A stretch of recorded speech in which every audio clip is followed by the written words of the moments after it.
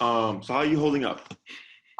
Pretty good. It's kind of hard. Maya and I've been, yeah. I mean, today is raining, so it's a little bit harder to go outside today. But for the Sure. most part, we're doing okay. We've been cutting down on how long we're out, or how many times we go outside. So I usually just take her out for potty breaks during the day, like the morning and the afternoon, and then in the evening we go out for a longer walk later at night. Mhm. Just so we're just because like we're in a densely populated area, we just want to keep with the social distancing. Yeah. But it's been pretty good. I mean, it's a slow progression for her when it comes to like reactivity, but I definitely see some change it. Like she's definitely not as reactive, like she's not blowing up as much, which is good. So that's kind of, I mean, that's good, but I mean, she's still fairly reactive when she sees other dogs, but it's more under control now. Like I don't have to go as high, or I try. It's hard sometimes to like get it notched all the way up, Mhm. but I've noticed that 90 has been working for her. Okay. Um, the one thing that I was having trouble with, or not really having trouble with, but had a question about was just with the heel. I don't think she still knows the command. Mm. Like when we start walking, she'll and I, correct her and try and get her into that flow of things.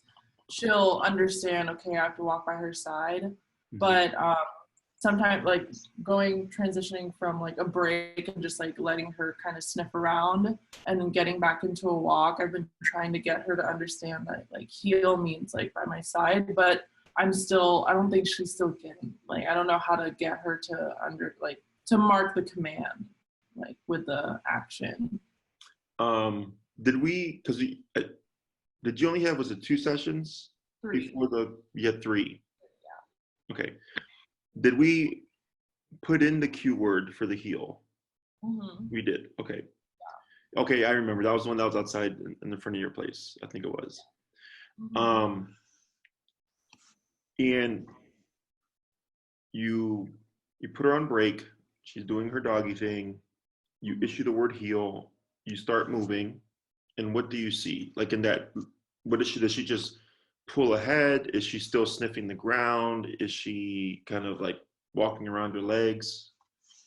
Well, I'll say heel, but I have to like tap her to get her attention, and kind of bring her to my side. She'll make her way towards me, but it still isn't like a full like heel because I still have to. It'll take like maybe like 2 or 3 more taps and like just like doing another like circling around to get her into that position. Okay. And then what's your general obedience number? My general obedience number, the lowest it gets sometimes would be like 29, but Mhm. that's during like calmer times and like if the weather's not as crazy too. But highest it's been will get like 50, 55 when we get a little bit closer to the city, Okay. like 55, 60. Um, when you're using the tool, the remote, what's your thought process on it? As in like, Yeah, like when you're using it, what's your goal? Is your goal to get things as low as possible, or is your goal to get her to behave as best as possible? it's to get her to behave as best as possible. So I'll be around like the 30s to 40s, Hmm. just because we'll transition from like a heel and walk, and then I'll get her to do a break, and then she'll be sniffing around, and the number will still be at 30s, 40s because I'm not really doing any corrections since she's on a break. Hmm. And when it's time for us to like keep moving, or I want to just practice a little bit more walking in the grass, um, I'll start to like I'll tap, but then if she's not paying attention, like I'll keep going up. Okay. So the reason why I asked that is, um, you made a statement about on like if the weather's fine, it's not like a crazy day, the lowest it gets kind of thing. Mhm. And at this point, you should actually be around a certain range. Yeah. Okay, that's consistent. Mhm. So I don't want you to get too caught up on as low as possible with Okay. the remote. Okay, and I just made a video yesterday about this that I'm gonna put up. Um, and it's yes, it's as low as possible, but as high as needed. Mhm. Okay, and you're kind of evaluating every time you work with her. And if you find, um, let's say you do, maybe it's a day you start off at 25, but then you end up upping it to 40, and you notice like, man, once I was at 40, she was really good. You know, reactivity aside, obedience. Okay, and it's just this pattern of you start on 25, but you always go to 40. Do you see where that gets you? Yeah. That Just I would just go, okay, her number's just 40. yeah. The only thing with that though is just sometimes if I usually start at like 35 Hmm? just because I've known that's been a good place for us to start. And then the only times I've gone down is if she does like if I do a little correction on her and she kind of like does like a yelp or Sure. yeah. So I'm not sure whether or not I should like change it or keep it the same So just because I don't want to if I'm doing smaller corrections on her while I'm walking her at the 35 and she's like kind of doing like a yelp and because at the 35 like I don't know like if yes. yeah I feel like if I keep tapping her. So the Yelp doesn't always tell you anything. Mhm. Okay, it's her response afterwards. So if you do 35 and through the whole walk she's fine, because I think this happened on her last session where she was fine, but then we hit a certain point where she started yelping, right? And then we had to go down. Mhm. That was within one session, right? Obviously, you're having more with her that if she yelps and then you dip it down and then you feel like, man, like this is becoming less effective, you know, then I disregard the yelp. Okay. It's ideally we don't want it. Mhm. On occasion, I do get that case. Yeah. Okay. And I had a lady years ago who had a white German Shepherd, and they're very neurotic. Mhm. It's bad genetics. Um, and he was on the baby collar. My Chihuahua is on the same collar that he was on. Okay. Very low power because he didn't need it. And she was struggling with the yelping, and he wouldn't listen. No obedience, wouldn't listen, right? And it was just obedience. It wasn't even behavior, it was just obedience. But he Yeah. would not listen. And then he would yelp. Unless she was at 80. Okay. And so everything below 80, he would yelp. And at 80, he would yelp, but he would still listen. Or not still listen, but he would do what he was supposed to do. Mhm. Okay, to give an example. And we come in during the session, she's like, it was a bad week. She felt really bad. The dog's yelping, this and that. And I go, put your remote to 0. She puts it to 0. I was like, press the button. The dog yelps. Okay. And I'm like, there's nothing coming across at 0. He was listening to the click, Mhm. and he associated the click meant remote, right? Yeah. So then when she saw that, she goes, oh, he's been playing me this whole time.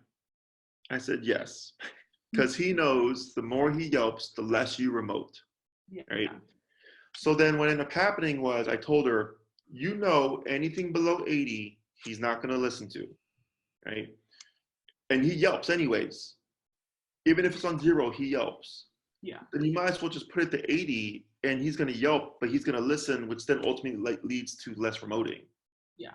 You see that? Yeah. So it's super uncommon, you know.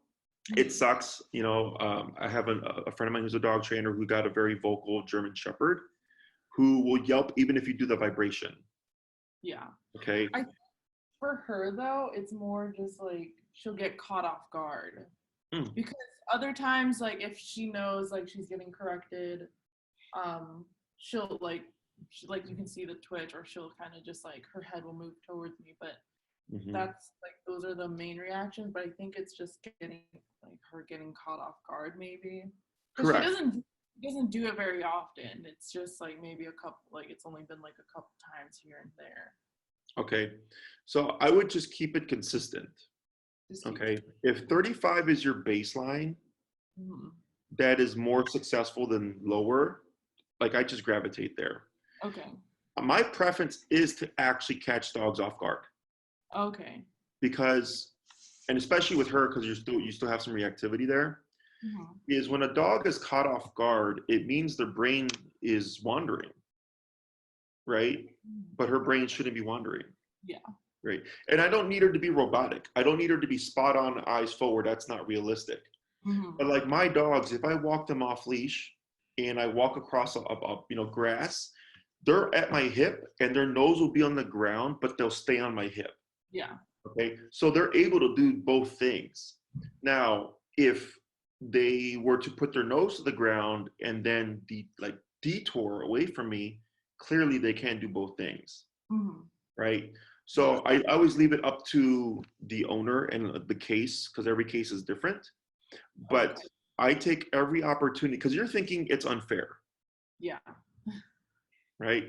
You're thinking it's unfair because you're a human, because you're logical, because you care, because you're trying to get this done as humanely as possible, which Mhm. is correct, right?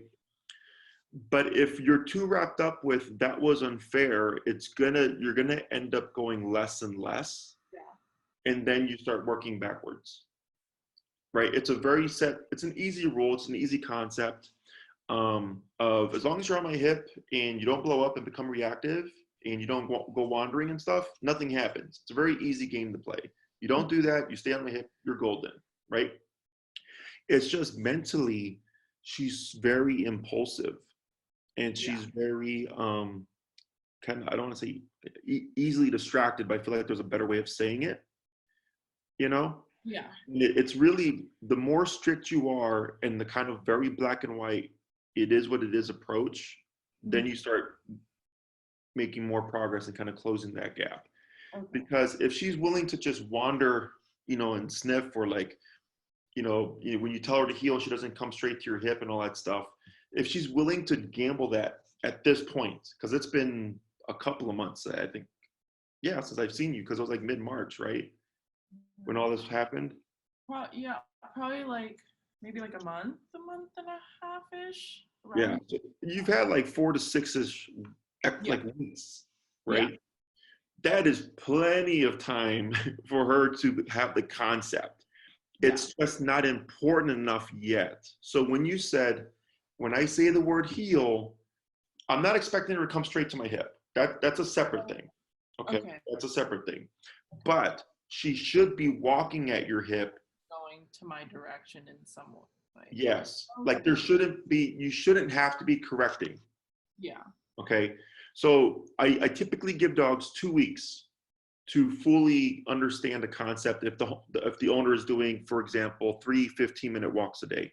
Mhm. Okay, that's plenty of practice and regimen for the dog to understand the concept. Then the if the dog's not getting the concept, it's not that they're not getting it, is that it's not important enough for them to do it. Okay. And that's where the number comes into play, right? Mhm. That's all I was saying. Don't worry about as low as possible, right? I would worry about as low as possible that gets you what you're wanting, as Mhm. opposed to as low as possible just in general. Does that make sense? Yeah. Mhm. Because you could do 15 and she'll respond to your turns, but if you're turning 100 times, clearly you're not making any progress. Yeah. But if you're at 35 or 45 and then you do a turn every other day, that becomes a turn every other week, that becomes a turn every other month, that's your progress. You're going, oh wow, it's a bigger and bigger gap between having to do these corrections. Mhm. Okay, and the biggest or the two main things that I would say for you is not just the reactivity, because that's like the kind of um, extreme, Mhm. right? But it's the little things. You know, if you're having difficulty just getting her to like really stick to your side, Mhm. then the reactivity is going to be harder. Okay. Does that make sense? Yeah. And I have a video. I've uploaded more, but there's one in particular that I recently did with the client, and it was just the leash walking stuff. And it's a video on if when e-collar goes as best as it can, that's the video. And I think I'll send you the link. I think it'll be good for you to watch, because so then you have your target, like you have a refresher of like, oh, this is what I'm trying to get done. Mhm. Okay. So when I saw him the following week, he was like, oh man, it was even better. He was like, I barely turned the last couple of days. I'm like, that's how it's supposed to look. So he's making continuous progress, Mhm. and within just that 1 week time frame, right? So I'm already thinking like, you know, for you, you should be even further along. Yeah. But it's okay because I haven't seen you because of everything that happened and stuff. But just keep that in mind, okay? Mhm. Question so far? Um, Not really. It was just kind of, I guess, like getting the heel done. I mean, with the reactivity, that's kind of like a slower moving, I don't know. It's a little bit slower moving, but she definitely is making some progress there. But I'm just trying to, I want to be able to address it more, but just because of everything that's going on, like Mm-hmm. out of, out of respect of other people, we try and like really keep our distance just because dogs have a little bit more range when it comes to walking sometimes, Mm-hmm. or other people's dogs have more range. Yeah, not for sure. Yeah. So I Especially here, yeah. yeah, it's so that's kind of just been the hardest part because when it comes to reactivity, like, we talked about um like the bubbles, the various like types of bubbles. So when like across the street, like dogs across the street, like she'll look and I'll like tap her. Like I Mm-hmm. tap her now and she'll just like redirect, she'll avoid, Right. kind of, and like a little bit close, some dogs like a little bit closer, she'll be a little bit more intrigued and like really staring at them, and I'll have to tap a couple times to redirect her back to me. But it's just being able to work on dogs that are kind of passing by us, in a closer perimeter. That's the one that's we haven't really been able to work on. We've had a couple of times where just like coming out of the building or walking past the little dog park right next to our building, we'll see other dogs, but that's the only time I'm able to have her kind of work on, um what is on like the reactivity, Right. like in the closer perimeter, which is kind of just another thing. It's, I don't know, it's like it's hard because I can't really work on it because there's no opportunity to work on it. Yeah, and don't put that on yourself, Yeah. right? It's just life. Yeah. Um, so there's a couple of ways of going about this. Are you like a oriented person or like meticulous at all? Yeah. Yeah. You are? Okay, Mhm. that's good because I kind of picked that up from you, and I this might help you. Okay, I wouldn't ever say this to anybody else, but if you're a person that likes to do notes or is kind of like detail oriented, what I would do is keep a journal. Mhm. Okay, and, date it, and if you, let's say your structure is 3 walks a day, Yeah. right, and you make those notes, and write down, if you pass by a couple of dogs, what the distance was, what your number was. Mhm. Okay. And the reason why I say this is I do this in my head. So when I see when I would see my clients regularly, when I would come back the next session, I'd have like all my notes in my brain from the previous session, what they tell me, put those in my notes, and then take that and then either go, great, you're making progress, or I would go, oh, we need to address this, or this is the next step, right? And I think for you, the reason it would help is it would give you something to as a reference point. Mhm. Okay, so that it would make things easier if you're finding that being able or coming across situations to address reactivity is going to isn't frequent at the moment, you're probably going to, I would assume, forget things. You know what I mean? Because there's such a gap. And then it's also not going to allow you to see the progress, because there can still be progress. Like you notice there's progress, it's just slower because of everything that's going on. And there's like a couple other details, right? But I would do this so then you have like a reference point in terms of your range of number, where you're actually making progress. So if you look in your notes, you're like, oh, wow, dogs walking at a 10-foot distance has not been a problem for like the past 3 weeks. Then you know that you're kind of in the clear for those. And then it's really just anything under 10 feet. And then you can start focusing on those notes. What's your range? What didn't work? What was the highest you went? Stuff like that. Does that make sense? Yeah. Because of the inconsistency. So like when I have clients that have issues with people coming into the home, the first thing I always ask them is, what's your social life like? And they'll say, we have people all the time, or, once a month. And I'll tell them, well, if it's just once a month, you're going to have a very slow progress. Yeah. Right. And if you have people over 3 to 4 times a week, you're going to have a very quick progress because you're working on it that much. Right. So your case is kind of similar in that sense, except it's outside. Yeah. Right. And then, with those notes, if you notice you're making progress at a certain point, and then it'll allow you to also differentiate what you need to focus on.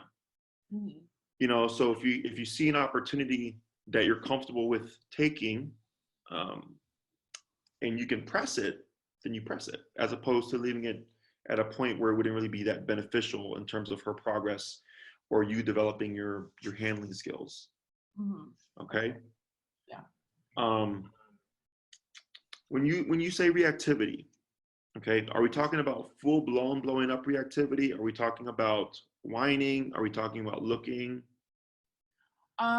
So for the ones that are slightly farther away, it's more just looking.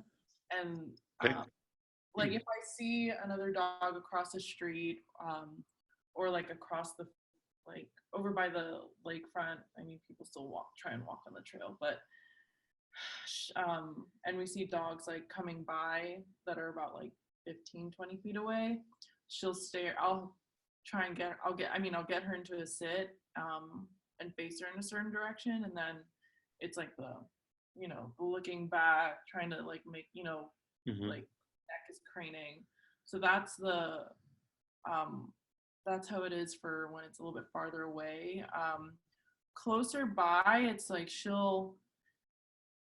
it'll start with a little bit of a whine, and then it'll get to like a bark or two, like she'll like kind of try and lunge towards them, and like we'll get a couple barks in before I start being able to like really correct her. Sure. For those ones, it's a little bit harder because I don't know how soon I should start correcting her, because there are some times where there'll be people coming down a sidewalk and we'll pull off to the side, and then I don't know if she sees the dog yet, or when I should start correcting her then, or I'm sorry, it's like really hard to like be able to say it properly, but well, the answer is easy. So like when they're walking towards us and we're pulled off to the side, probably like on the other side of where all like the little planter areas are, like on the sidewalks. So we'll usually pull off to the other side or in between the spaces anytime there's a space. So we'll pull off there, and like I'll get her, like I'll start correcting her if she spots them, and try and get her towards me. But then there are times too where I feel like she starts getting frustrated with the corrections happening, and then she'll blow up at the dog, once they get closer, because that's the part where it kind of confuses me, because there have been times where I'm like being able to correct her, and she, like I'll get a couple whines here and there, and but like she's like while she's like trying to adjust herself and figure out where she needs to be, and like there will be no blow up. But then there are other times too where I feel like I don't know if I'm doing the corrections properly, and then I'll be correcting her, but then it still ends up in a blow up. Like I'll catch the dog earlier, and then we'll start correcting her to hopefully prevent, a big blow up. But then I think it just kind of like raises her like it raises her stress levels up, and then it ends up being a blow up when the dog like starts walking by us. What do you do after the blow up? I still get her like try and correct her more and just get her into a sit afterwards. Is it stressful? Yeah, it's really stressful. I'm like trying to explain to them, like, I'm sorry, we're working. I could see it. It's okay. Yeah, it's a lot. Just especially like trying to turn this knob and like make sure she's kind of close by me, and yeah. So the answer is easy. Okay. And I'm sorry it's stressful. Everybody had, I should say everybody, like it's not uncommon, right? Obviously you reached out for a reason, right? Yeah. So kudos to you, because when I asked, what do you do after she blows up? You're like, well, I keep going. I make it happen. Okay. Yeah. I mean, I try, like, I always make sure to get her to stop. It's not like, Yes. Okay, well, they're passing by, so we just got to keep going. Like, I'm like, okay, like get it together first and then we can go. Yes. That's super important. Okay. Even if you feel like you're not making progress in those moments, it's super important, because at least you're proving to her in creating the consistency of, I'm going to address this. Mm-hmm. Okay. A lot of people give up, and I go, you're working against yourself, because then your dog learns I can blow up, and at some point you're going to stop. Yeah. Okay.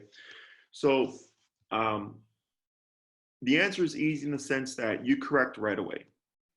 Okay. Now, I leave this to you, but I'm going to explain the two approaches. Mm-hmm. Because we talked about, the gradual bumping up the remote, right?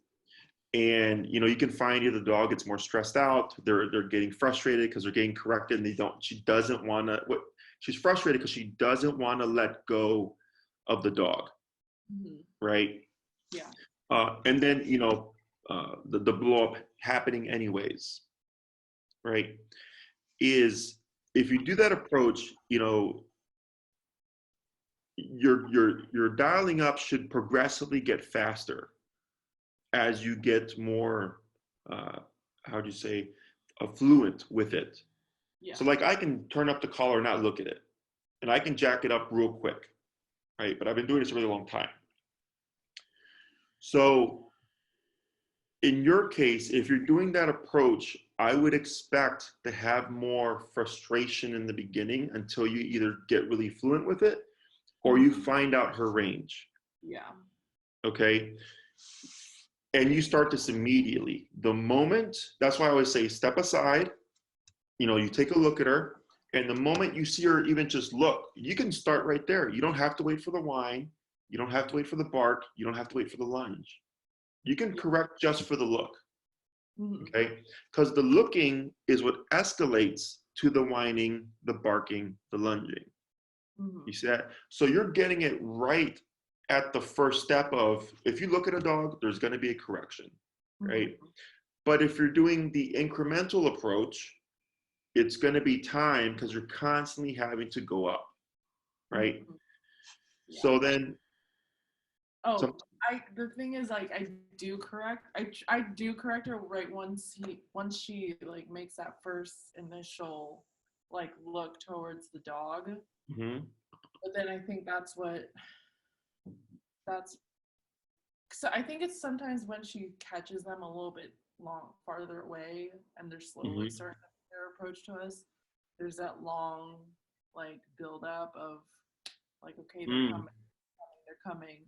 Unlike other times where it has worked well, where it's like they're just like, she catches them a shorter distance from us and I'm able to correct her and like they pass by. So there's less time of a build up. Does that make sense? Sure. So are you saying like when she sees a dog that you're not aware of? Is that kind Or of like, if she sees, sometimes she'll, so by over by like the lakefront, sometimes we'll pull off to the grass, like on the grass, to kind of get away from, to just be able to go to the side. And because I notice the dog first, and so I'll pull her off to the side, and she's kind of just like minding her own business, sniffing around. mhm, And sometimes, so like this is like the whole block right here, and we're over here. So if she spots the dog here and mhm, is starting to look at them, and I'm making the corrections, and she's like keeps looking at them and making the corrections, like there's that long buildup compared to mhm, just like, okay, we pull off to the side because I see the dog, and she spots them right when they get here, mhm. and then I start making the corrections. So there's like less, there's no, it's I see. compared to when there's like a longer buildup. Yeah, I see. Okay. So now you said something, you said I'll pull her off to the side, and as the dog's walking, she'll be sniffing around. Yeah, I'll put, because I'll spot the other, I'll see the other dog, so I'll want to be able to pull off to the side and just make sure like we're ready to be, to like for me to correct her, or just be able to like let them pass by. Okay. Um, But but she's she active. doesn't, she doesn't see, like she hasn't like seen them yet, or Oh, okay. made any notice to them. Yeah. Okay.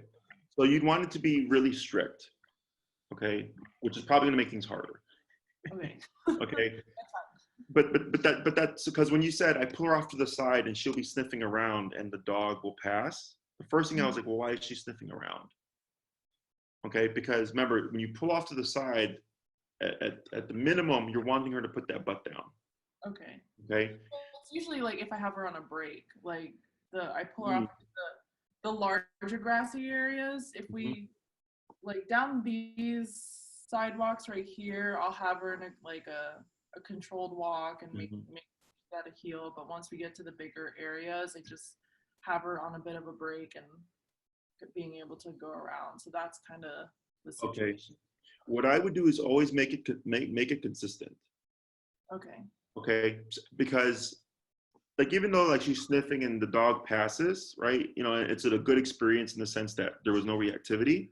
Mhm. I'm wanting to keep it consistent because it's how do you say, um, it's more opportunities for practice. Okay. Okay. Now having her be stationary like that, the reason why I say it would make things harder is because now she's got to keep her butt still while this stressor is happening, Hmm. right? So you're able to create that situation more frequently, which Okay. just means more repetitions. Does that make sense? Yeah. So kind of So just force her into the sit no matter what. Like, yeah, even if she's on break, I understand your logic because she's just sniffing around, right? But if I go like, oh, here's a dog passing, here's an opportunity, put your butt down. okay, so kind of make her take notice of the dog instead of just waiting for her to take notice of it. Correct. Right? Like you're already putting yourself there. Yeah. Right? So you're a step ahead as opposed to wondering like, when are you gonna notice this? You know, like you're already creating the situation Yeah. and you're essentially forcing the issue. Okay. Okay. And by that consistent approach, like I said, it may seem like you're making things worse. Yeah. Okay.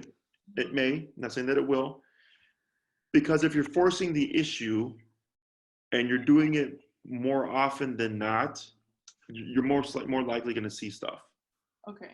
right? But that means because you're confronting a problem, Yeah. you know. And that's why I tell everybody, anytime you get the opportunity, you know, step aside, place, you know, have the dog put the butt down, face towards the stimulus.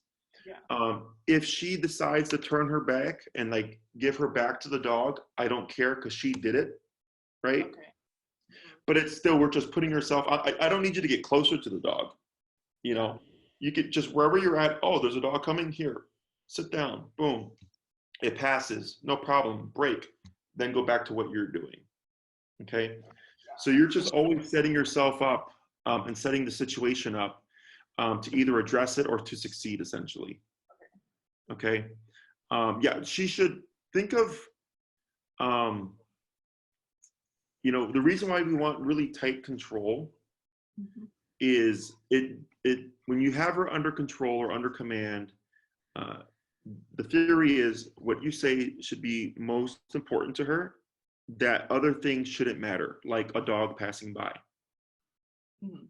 Okay. And I give the break when I don't, when in your case, when we're dealing with the reactive dog, when I know there's nothing I don't have to worry about, or if they're pottying. Does that make Mhm. sense? Yeah.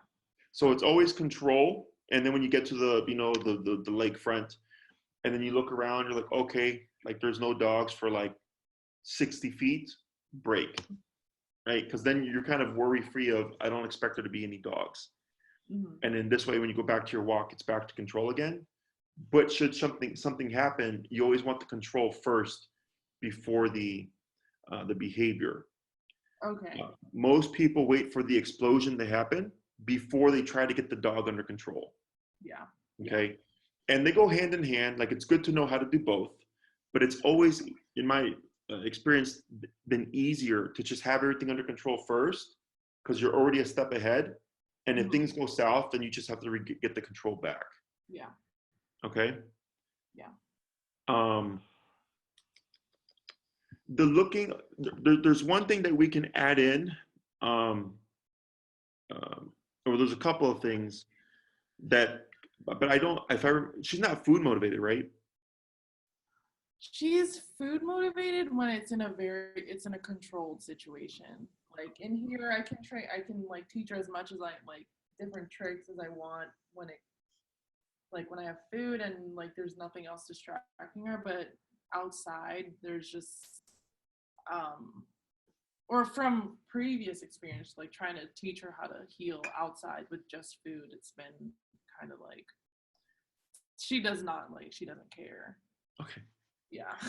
you can experiment with this, see if it helps. And when you did food, were you using like dog treats, or were you using like turkey and stuff, like hot dog and cheese? Dog treats. Dog treats. Yeah. Okay.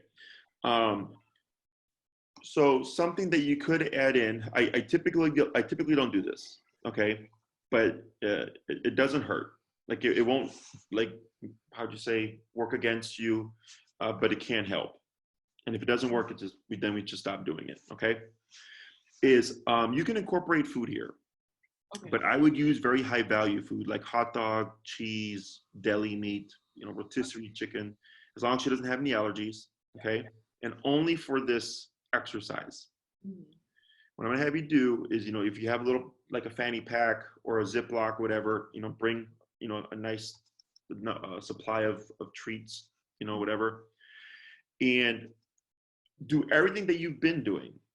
Mhm. And if you feel like it was a good interaction, whether it was no reactivity, minimum reactivity, or what have you, you would then just feed at the end. That's all you have to do. Okay. So if she's sitting and a dog is passing, and maybe she kind of whines a little bit, and you correct her and she looks at you and the dog passes, boom, just treat. Okay. That's all you have to do. Okay. You would still do your turns normally. You wouldn't have to worry about applying the food there. I would focus really on the reactivity, right? So then you're kind of balancing things out. It Mhm. can help clarify a little bit more in Mhm. terms of, hey, when you blow up, pressure turns on, and when you stop, it turns off, but you also get this. Yeah. And you only get it here, Mhm. right? And then if you do that, I would do that for a solid week every single walk. Yeah. It has to be consistent. Mhm. Okay. You can also use it for your obedient stuff. Okay. And this might be a little bit more confusing, but I think at this point, you'd be able to get it. But at minimum, with the reactivity. Okay. Yeah. But if you want to do across the board, it would be the reactivity, but you can also apply it during your correctional turns. Mhm. Okay. So if she were to pass you and you turn and correct it and she caught up to your side, you would just give her a little treat there. Okay. Okay. So right when she hits your side, that's where you would feed. And then you just keep walking. You don't have to keep going back and forth to repeat with the food. You're Mhm. just doing it when the opportunity comes up. Yeah. Okay. How are her auto sits? Her auto sits are really good. Are good? Okay. Yeah, if I have her in that like heel mode where we're just walking and she's right by my side, she'll sit and like Perfect. crosswalk, she'll sit. Yeah. Okay. So I wouldn't really worry about that one then, since that's already been established. Mhm. Do you have to tap her ever for the auto sits, or is it pretty much she'll do it on her own? For the most part, she'll do it. I think if we get to a busier, like a really busier area, and we get to a crosswalk and we'll stop, she kind of takes a little moment um, to sit, but then she'll go into it. Or Okay. some, like, it's only been a few times that I've had to tap her, but it's usually if it's a little bit busier and there's a little bit more distractions. But for the most part, like she's been really good with her auto sits. Okay. So then what I would do, and this is like the least important one, is if you're applying the food and you hit the end of a crosswalk that's busy and she's distracted and you tap her for the sit, that once you tap her and she performs the behavior, quick little treat. Okay. Okay. And then I'm hoping this will just kind of balance things out a bit more, Mhm. incentivize her a little bit. Yeah. If you feel like, yeah, this is a really big difference, then you want to keep doing it. Okay. And then we'll just start to lay off the food after, you'd want to do this for a few weeks. Yeah. Okay. And then we'll start to like wean off the food little by little until you're not using the food, it's just a remote. Mm-hmm. Okay.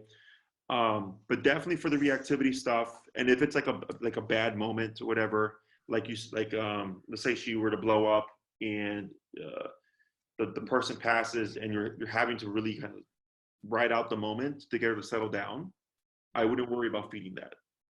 Okay. Right? You're picking the good or better performances on her part. Okay.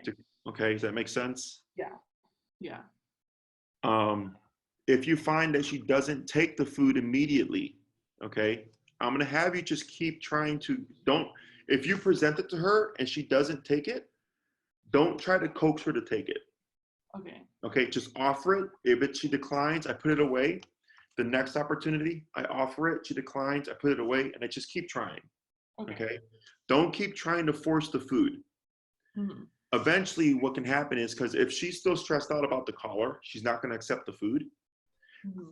But let's say you do this for a couple of walks, and then on the third or fourth walk, she starts to accept the food. Then that tells me she was too stressed out, but now she's starting to kind of dial down that she's willing to accept the food. Okay. Okay, but because people get really caught up on the dog taking the reward. Yeah. I go, don't worry about it. I offer it. They decline it. I put it away. I try again the next opportunity. I just keep repeating that process Okay. until eventually she starts to hopefully think like, oh, there's a pattern here of seeing a dog, remote happening, food being offered. Mm-hmm. What happens when I take the food, So, questions? No, I mean, that's all I have. It's been pretty like the same thing. So, yeah, that's all I have right now. Okay. So it seems like most of the reactivity is like looking, whining, and then if she does blow up, you're getting a couple of barks. Yeah. Okay. Yeah, it's And, not like from like the first like 1 or 2 weeks where it's like really like crazy and kind of just getting her like it's like a really big reaction. It'll probably just be like a couple barks and like she's like trying to get up, but for the most part it's been a lot of it's been a shorter reaction for her mhm, because I'm able to get her down into like and controlled. mhm. Um, and so I don't think I talked about the other approach because I talked about the gradual increase approach, right? Mm-hmm. That wanting to get faster with it. The other approach that I was going to say is, you're correcting right away, or at least as soon as you notice the behavior, right? So that is always instant. Yeah. Because if you give her like 2 to 3 seconds and you're going, I hope you're a good dog right now, right? Mm-hmm. Dogs will most likely perform the behavior you're not wanting. And then you're creating a delay, Mm-hmm. essentially. is that she goes, okay, well, I can do this for at least 2 to 3 seconds before the correction kicks in. So I always tell everybody, correct the moment you recognize the behavior. And it can be as subtle as a glance. It can be as subtle as, like, just looking, or the ears perking up, right? People tend to go by the vocalization or the full-blown lunging and barking. Yeah. So the next approach would be, because if you don't want to have to worry about dialing the number, right? Let's say your baseline is 35, and then every time I see a dog come out, I'm just already at 90. Okay. And it's 90 for even looking. Mm-hmm. Okay. So there's no right or wrong here. It's like, what's going to work? Mm-hmm.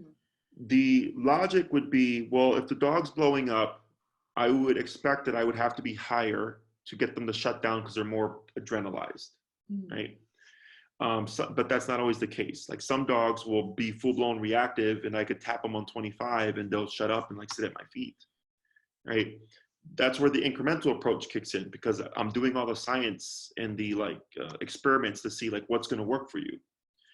If I find that the owner is still struggling, or if it's just too much of a, how would you say, they're always kind of like on edge about getting the control, then I go, okay, well, logically, you would think that 90 would be way too much for just even looking at the dog, right?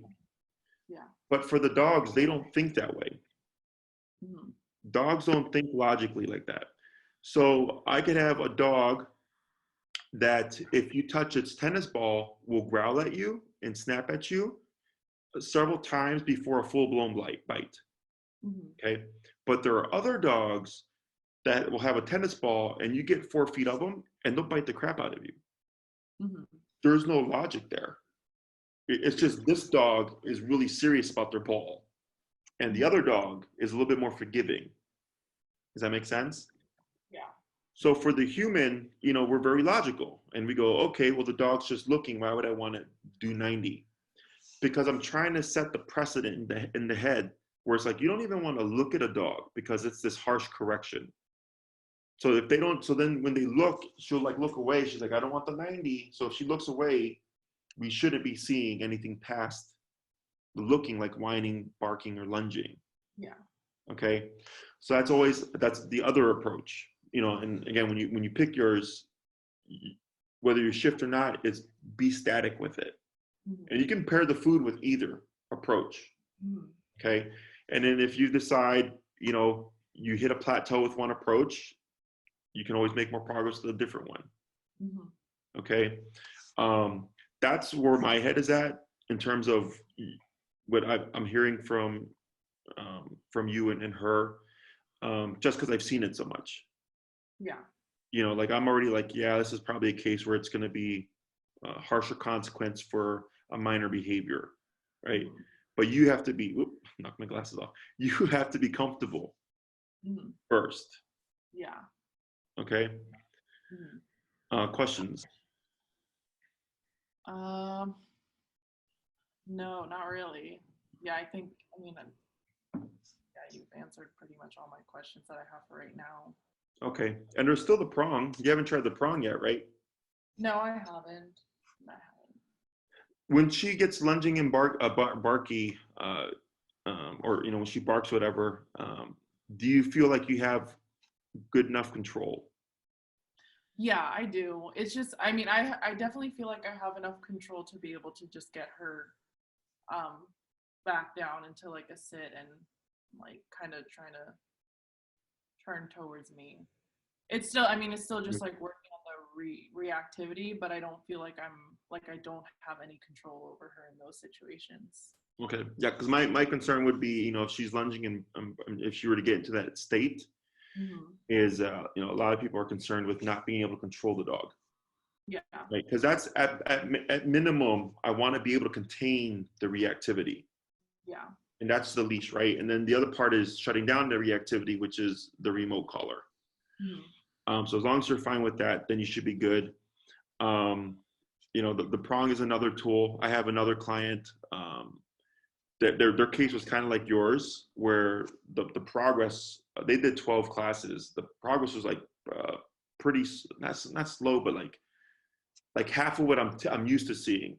Mhm. And like it was literally like each week was just making a tiny tweak and a tiny tweak, and then finally at the end I told him like, let's pop a prong collar on her as well, and then that helped them kind of make a big jump in terms of getting her under control. And also when you think reactivity, um, the level of it, you know, like how much are you seeing of just a couple of barks, how much are you seeing of whining, how much you're seeing of the looking and the paranoia type of thing. You know, so if you're seeing more of that, that's better in the sense that you're not getting full-blown explosions. Yeah. Okay. Yeah. So if anything pops up, let me know, Mhm. and then we'll give you another complimentary Zoom Okay. lesson, because I adjusted my programs to include 2 Zoom videos. Mhm. So then we'll give you another one. And then, you know, try these things out. And if you have any questions, you can always shoot me an email first. We'll try to address things via email. You Okay. know, I'm still working, I'm still answering emails and stuff. And then if you go to my YouTube, you know, I'm putting up a lot, I'm trying to put as much content up as I can to help give people just some visual aid, some stuff that might help them out that I may not have done in your case that I did with a different case. Okay. Okay. Awesome. Anything else? Nope, that's about it. All right. Well, stay safe. And if you need anything else, you let us know. Okay. Thank you. Take care. Bye.